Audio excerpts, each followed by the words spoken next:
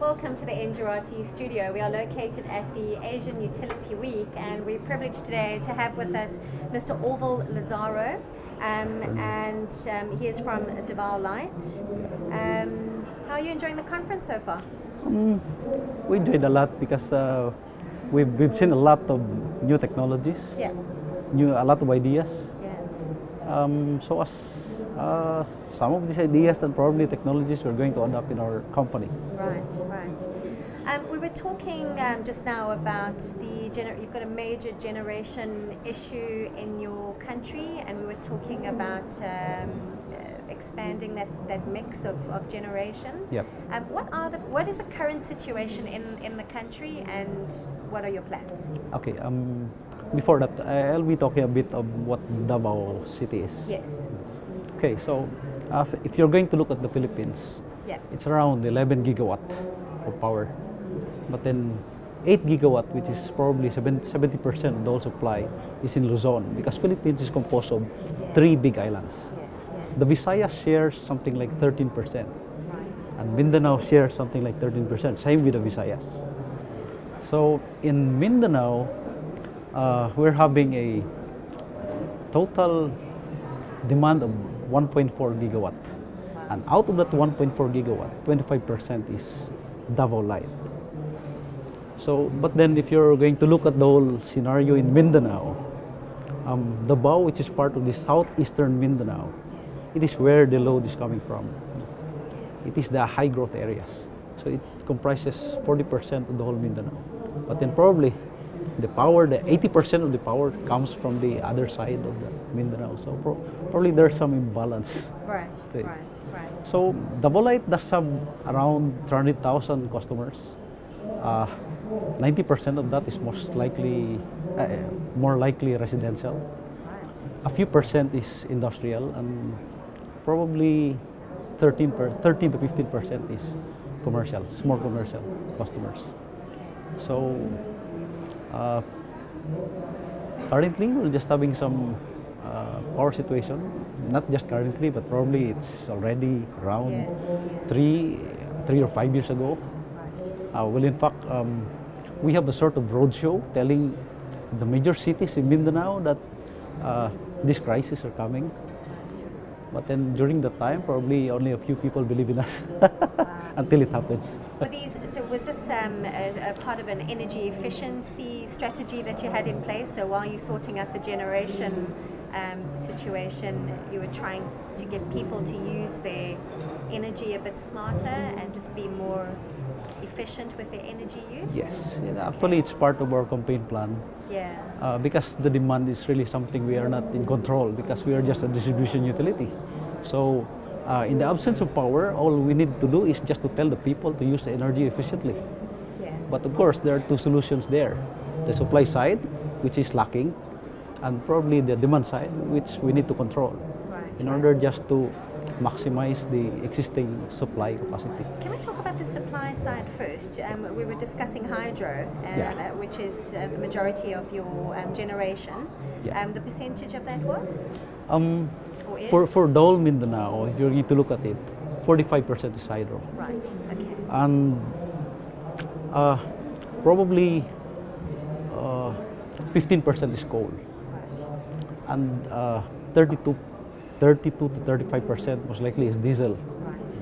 So, but then majority of the supply is really hydro. Okay. If you're going to look at our company, that is 97% is hydro. Huge chunk. Because that is just the available supply ever since. 97%, 15% is our embedded plant, but it's still hydro. Right. So we are heavily dependent on hydro. Issue is, one is, with the current situation, there are some El Nino phenomenon, of which these hydro plants are very vulnerable to those scenarios. So, say for example, during the summer days, the demand is increasing, while on the other side, the hydro capacity is decreasing. So, it's a bit of a problem, really. Yeah. So what are the plans in place to sort out this problem? To diversify the mix? What are you looking at? I guess our strategy really is to find a right mix. Meaning it's not purely hydro, since hydro is really vulnerable to this natural phenomenon, Yeah. the El Nino. And it has to have the right mix. But then I guess one problem really is the lack of investors for this power supply. So Right. meaning if there are so many of them, we can choose. But Yeah. then without those, we cannot choose. Right. Okay.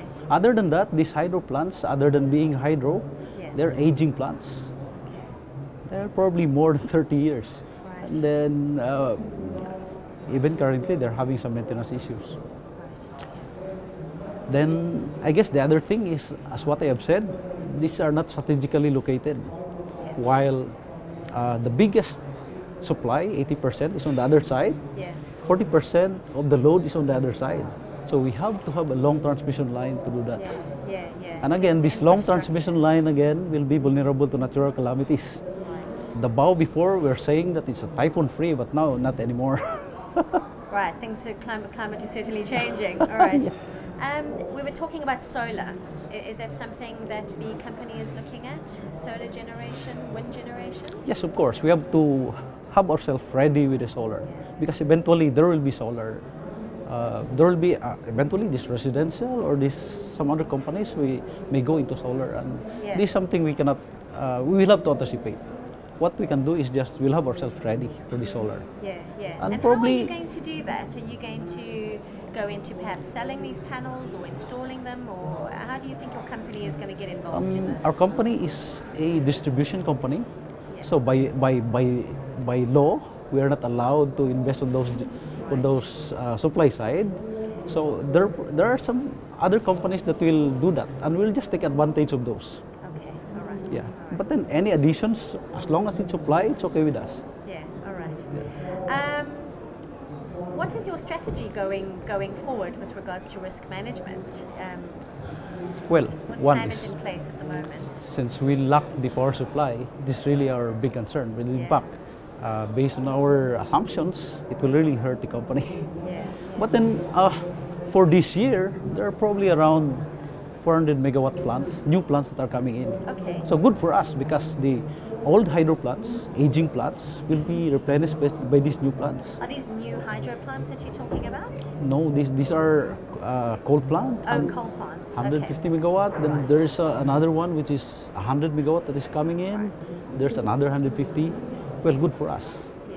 But then on the long term, probably those the remaining portion of these hydro plants will really be probably replaced with some other sources, considering that water is already scarce. Yeah. Yep. Exactly. Yep. What is your intention at the event? What is your message to perhaps investors and vendors here? Pardon? What would you like? What is your message that you would like to give? To utilities, other utilities, and perhaps even investors at the event. What is your message? Well, if I'm giving the chance, we'll have to tell investors to invest in our place, considering that, well, we have these problems, but then the other side of the problem are opportunities, just Yeah. like the generation, something. So we still have a lot of things to do in order Yeah. to improve Yeah, yeah, the supply side, on the distribution side, yeah, and probably on the customer side, on the energy management. yeah, yeah. Well, it sounds like there's plenty of opportunity there for investors to get involved, and thank you so much for your time. Our pleasure. I hope you enjoy the rest of the event. I enjoy. And I hope you find lots of investors.